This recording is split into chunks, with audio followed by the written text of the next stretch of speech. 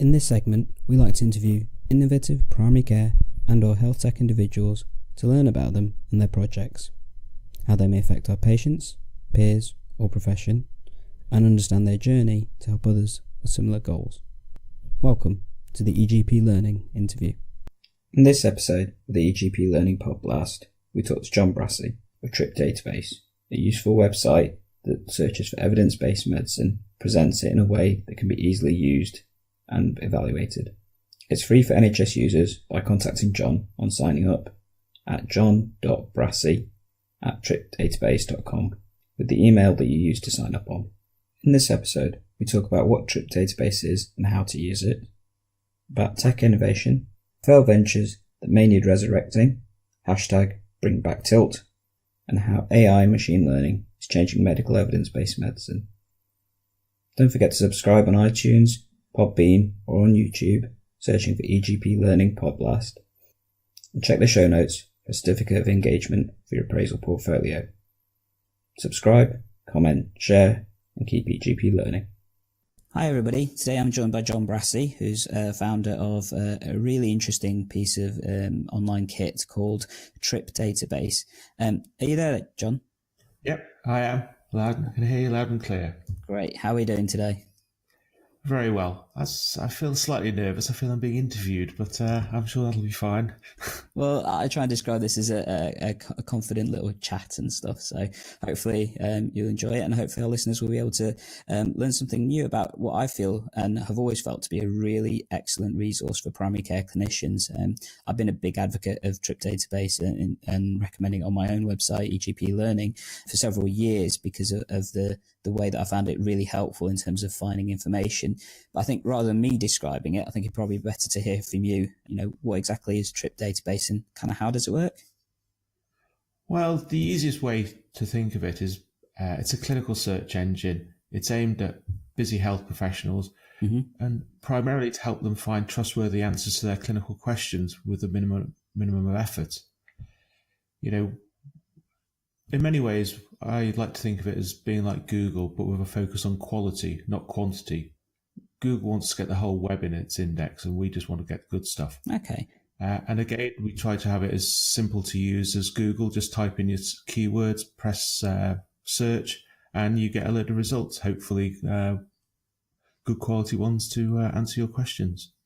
Yeah, and I guess one of the things that I quite like about the way is that it seems to rank the quality of the evidence as well, which is obviously quite an important thing, given the fact that as clinicians, we're obviously meant to offer, informed choice and evidence-based medicine as well, particularly in the UK, there's a clear focus on that.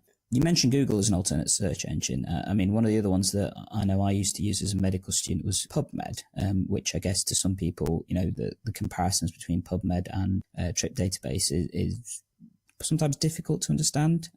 How would you compare the two? Again, I think our focus is on quality. We are embedded in the EBM world, and we give greater weighting to high quality results. With Medline, they return results by date order, and there's no quality measure. Also, PubMed's got nearly 30 million articles in there. Most of which will be of limited quality, and it's not very easy to use. And I work very closely with lots of GPs, and they struggle to use it. And so, it has. Don't get me wrong, PubMed is a very valuable tool. I use it most days, but it's difficult to get the right answers really quickly with PubMed, and that's not its focus. Whereas Trip's focus is answering clinical questions. It's where we come from, and it's where our where most of our efforts are focused. Okay, and you mentioned about obviously the emphasis on quality of the evidence. How does Trip kind of analyze the quality of the evidence and then present that to the clinician? Say, for example, if they had a question, I don't know, what's the evidence behind using steroids in pharyngitis, for example? How would Trip then look at that and present that to the clinician? Well, our search algorithm is quite simple. We use 3 elements. We use a text relevancy score, which is fairly standard. Then we use a date, because obviously in medicine and health, more recent research is typically better than older research. But also the quality element is we rank all the publishers we include in the site on the robustness of their methodology. So things like NICE, Cochrane will score highly. Peer-reviewed journals will get a middling score. And then some e-textbooks, which we include because they can be useful, will score quite lowly. And then we put those all together. And so typically what you'll find is the weighting put the high quality stuff near the top, and the other stuff just naturally filters down a bit low down the results.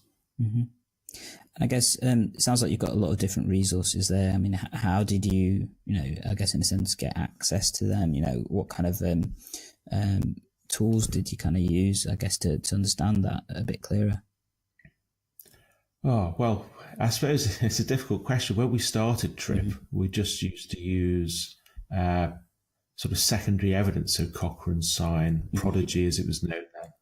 And I think when we launched, we were mentioned in a magazine now long gone called Bandolier, and I think their report said we had 2,200 links. And what we found in answering clinical questions, because TRIP came about because I ran a Q&A service for GPs. They used to be able to send the questions and I used to answer it. Okay. And I just created TRIP to make it easier for my day job. But what we found quite quickly was that just using secondary sources of evidence, so your guidelines, your systematic reviews, would only answer about 20-25% of the questions that GPs had. And so we had a choice. Do we just want to stick to secondary evidence, or do we want to be more useful? And usefulness won, so we started adding peer-reviewed journal articles. Now, each of these different types of contents create their own problems, but thankfully we do grab a lot of articles from PubMed. It's a very open resource, but they have a great API called eUtilities, and that allows us to automatically grab their content. Because we've been around for a long time, other sources will want to have their content in TRIP, and so they send us the content in a format that's easily digestible for our system. And then the last way is every month I still do it. I've been doing it since we started TRIP, sort of over 20 years ago now. I will go and manually look through probably 200 sites to see what's new from last month, and I will grab that manually and then I will upload it as a CSV file into TRIP, and we index it, and that's how we do it. Wow, that sounds like a huge amount of work. No, it is a large amount of work, but it's built into my schedule. And over the years, you pick up techniques on how to grab web pages and links and stuff. So it's when it comes up, I think, I never look forward to it, but it's never as bad as I think it'll be. Okay. You mentioned that TRIP TRIP database kind of started as an extension of an earlier project. So why don't you tell us about the initial journey you had with the TRIP as a whole? I'd be quite keen to hear that. Yeah, well, I started off in Gwent Health Authority, and my remit was to help the GPs be more clinically effective. I think there was a phrase in those days. And at the time, the prevailing view was we must train GPs to search the evidence themselves and to critically appraise the evidence. I went and spoke to about 200 of the 350 GPs in Gwent in the first 6 months of starting there. None of them wanted searching skills. None of them wanted critical appraisal skills. But what they did want was answers to their questions. Okay. And so I took that on board, and we offered a Q&A service. They simply emailed, or actually it's more likely fax in those days, or telephone, or post in their question. And then I would go away, and at the time I'd go to Cochrane separately, I'd go to Science separately, I'd go to all these different sites separately, and it just seemed very inefficient. And so what I did, I created a spreadsheet of all the links to all these sites. Okay. And then if we had a question on heart failure, I would use a find function in Excel. And there's a Sign guideline on it. I'll paste the URL into Internet Explorer and see if it answers a question. And that speeded things up. and I just happened to bump into someone over the corridor for where I was working, and he said he could put it on the internet. I put it on the internet, Bandolier, find it, like it, and it was just taken off from there. Wow. Okay. And I mean, that sounds like obviously a long journey. I mean, how long has that kind of process taken to get from where you were to, I guess, where you are now with Trip Database? Well, it's one of these things. I'm never sure exactly when Trip went live, because at the time it was just a sort of a little experiment myself. It's about 20 years. Okay. So 20 years, I guess, in the tech world is a lifetime, if not longer than that. I mean, how has the change in the technology? I mean, obviously within that time you would have had the advent of the internet, email, and obviously now social media come into play with that. How has that changed the way that, you use Trip and, all the other kind of resources and stuff? Well, I think there's been a few themes, I guess, one of which is great to see, because Trip hasn't got a great deal of money. We're not well resourced. Okay. But what we like to do is we like to see these other companies and see what they're doing. So when Google do things, is there a way we can do it cheaply, and can we copy it if we value it as a tool? And so it's great to learn from these other companies. Mm-hmm. But I think the other thing that's happened is, as these new techniques come online, and my experience, I guess, grows, I get myself more demanding. And so I'm more confident to think, actually, we can do this better than other people. Mm-hmm.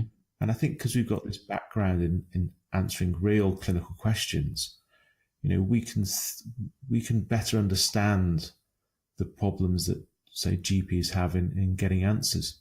And so this all comes together, and I still love doing it. Mm-hmm.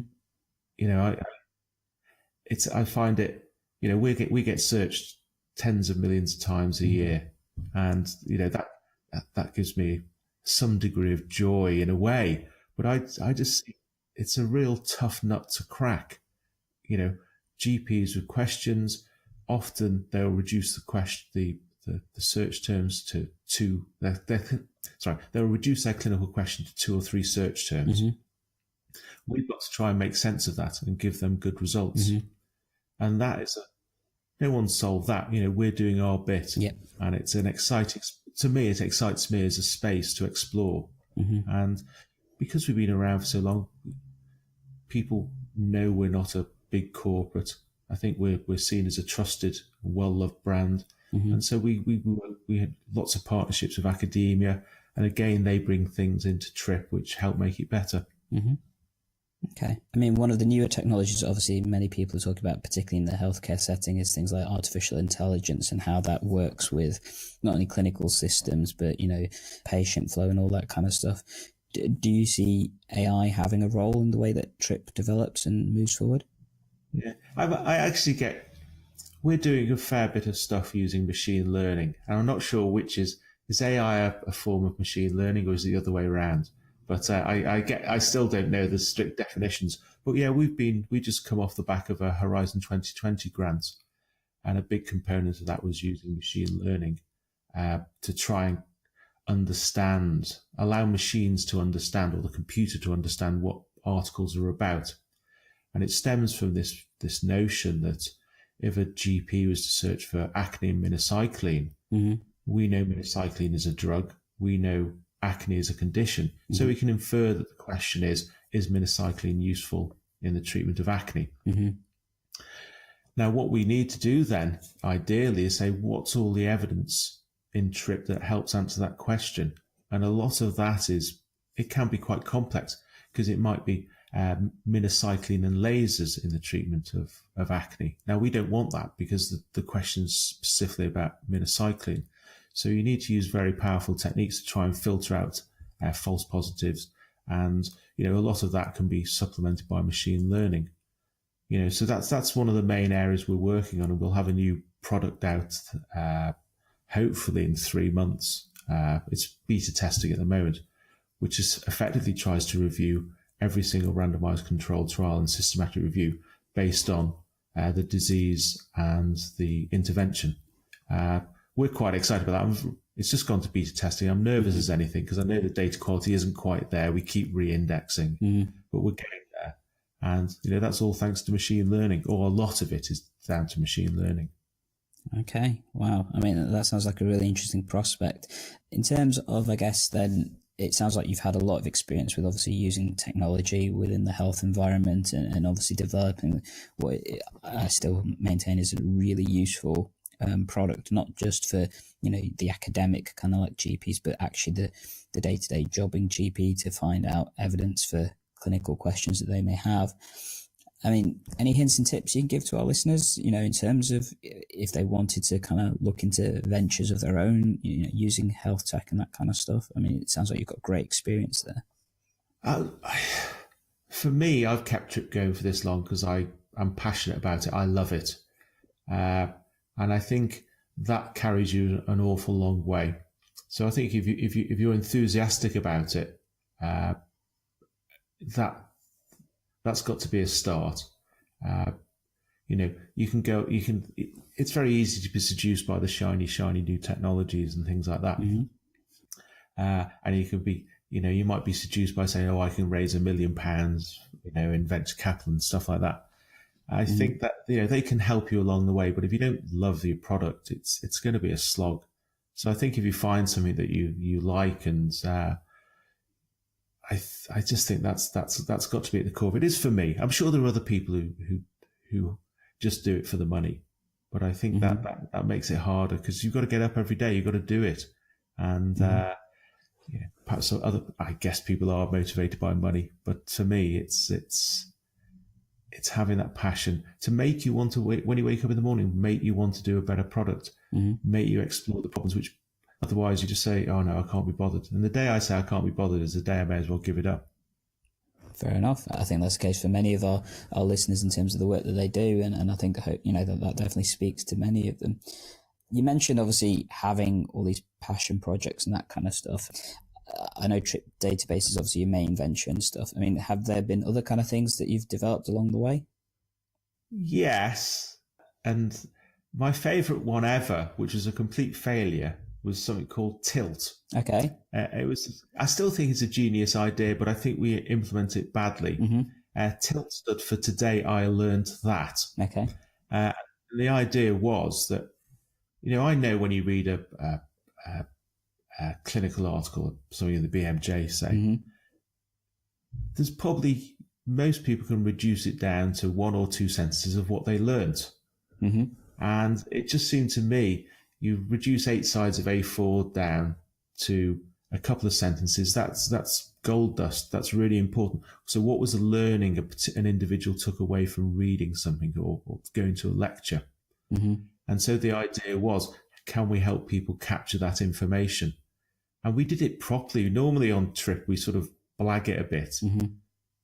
But with this, we had a user group, and it worked really well. We piloted it and it worked really well. And as soon as it went off pilot, it just fell by the wayside. And it was really disappointing. But again, it was a great learning experience. We've analysed why it didn't work, and it spurs you on. And I'm smiling about it now, but at the time it was a lot of money which we didn't really have. Okay. But I still think it's a genius idea, and we may reintroduce it back into Trip. I think the biggest problem was we had it as a separate site, which is nuts. We've got lots of traffic on Trip. Why not integrate it into Trip? And I think that was a challenge we had. So one day it might turn up again. Wow. I mean, I guess with my kind of like plant kind of personality that I have, I mean, like you said, I definitely, it sounds like what you had is an excellent product, particularly for the appraisal and revalidation cycle that obviously many clinicians have to go through and stuff. And it could potentially be a really simple and quick way of capturing those reflections. And obviously we now are in the world of social media. I mean, potentially sharing those kind of reflections rapidly within your own networks or within, if they're integrated with the portfolios and stuff, that would be the I guess in my head, the ultimate way of doing that for the individual clinician. So yeah, I think you're right. If that was integrated with the Trip database where you've got the traffic and the people searching for them, once they've done their search terms, then a quick little piece of software around it that allows them to share that information rapidly and quickly, wow, I think that'd be awesome. Oh, I thank you for that. You've got me enthusiastic now. We'll have to have a side conversation another day and try and figure out how it might work, because ultimately the tech behind it's not particularly complex. It could just be a drop down text box, for instance. Type it in and there it's saved into your profile. So it could be really simple, but it needs thought, because I had my fingers burnt before. But the fact that you're enthusiastic means it's that's at least two of us. So that's a good start. Definitely. Well, I think, one of the things we often hear from my peers and stuff is, time is the key thing. So anything that makes the job quick, simple, effective is always a plus. And, anything, it's the general kind of principle with the internet. The least clicks you have to do to achieve something, the better or more likely uptake you've got with it. So, and that's one of the principles, we've used with the eGPlearning website is, trying to make sure that you get to the information as quick as you can. And I think that's where Trip really excels itself in the clinical context, because like you said, it presents high quality information on a simple, quick basis that, again, it is ranked quite easily and effectively for people to see. So, combining that with the appraisal revalidation cycle that we all have to engage with, I mean, that would just be awesome. Well, as I say, you've reinvigorated my interest, and I think we could do something in that area then. That'd be great. You heard it here first. Yeah, definitely. I guess one of the other things then is, GPs currently are generally, very, very busy individuals. I mean, we're always constantly hearing about the workload pressures that many are facing, and, the demand and all that kind of stuff. I mean, with particularly, information searching and that kind of stuff, if you had the carte blanche to change the way that things kind of worked and run, but keep it slightly realistic as well, what would you see as being, the fix to how things are working in terms of, information discovery and that kind of stuff at the moment? Yeah, that's a fun question. That's a really unfair question. Well, I don't claim to have anything particularly profound in this. My interest in this is answering clinical questions, and I think a lot of it's got to come down to this notion of, again, in the EBM world, it's about doing the right things right at the first opportunity. So the patients don't keep coming back. And I think part of that is, making it as easy as possible to get answers to the clinical questions. So if there is an uncertainty in the GP's mind, how can we maximize the chances that the treatment they give to the patient has the best chance of ensuring the patient gets better and therefore doesn't keep coming back? And similarly for sort of, chronic conditions, how can they best be managed using the evidence to ensure that they stop coming back? I know a lot of them have to keep coming back, but it's at what regularity and how frequently. The better managed patients, that I guess as GPs, you prefer to have a better managed patient than the one that's less well managed, because it reduces your workload. So nothing hugely profound there, and probably not a great answer, but no, I think it's still, an answer that spoke to the heart and definitely had some ideas in there. So I guess the next question I've got for you is, what's next for, Trip and for yourself, really? Because it sounds like you've got some cool things coming, but, where's the next couple of years going to take us with Trip? Well, I feel that we're, for the first time in 20 years, we are financially stable. It's always been beg, steal and borrow, and I think that's a great platform for us to build on. And with things like machine learning coming online, I've got a great bunch of people who I can lean on to help me with machine learning. I think that's going to help us a great deal understand the vast amount of data we have within Trip, be it within the index of the contents we have, but also how people use Trip. And we're doing a lot of stuff of trying to understand the data, that the trails that users leave when they encounter trip, when they search, what they search for, what they click on. That's all valuable data. People like Tesco and Facebook are mining this data to make their platforms more useful. At Trip, we're just starting there, and I think there's an awful lot we can do there. So that's I think that's going to be the main focus. And also there's a continual desire to improve the algorithm, improve the quality of results, because there's lots of things which really annoy users, like dead links. No one wants to go to a dead link. We battle with that. And so there's things we can do there, very unsexy, but very important. So it's trying, how can we ensure we boost the quality of Trip everywhere, but also embrace all these sort of new, very exciting tools like machine learning. Well, we've had some really cool discussions there, Jon. I'd like to thank you for joining us and giving us your time to speak about, as I said, and I'm going to keep saying this, what I feel to be one of the most useful academic resources around for the working GP, because I think it gives them that opportunity to find information quickly, effectively, and of high quality. And what I'm hearing from yourself clearly is that want and that desire to maintain, what is a really useful resource, really. And I'd like to personally thank you for developing it and maintaining it, because often, the really good things that we see, they don't tend to stick around for very long, unfortunately. Yeah, no, it's been a pleasure, and I thanks for the opportunity. It's been a challenging discussion, but I enjoyed it. Thank you. Hopefully not too hard.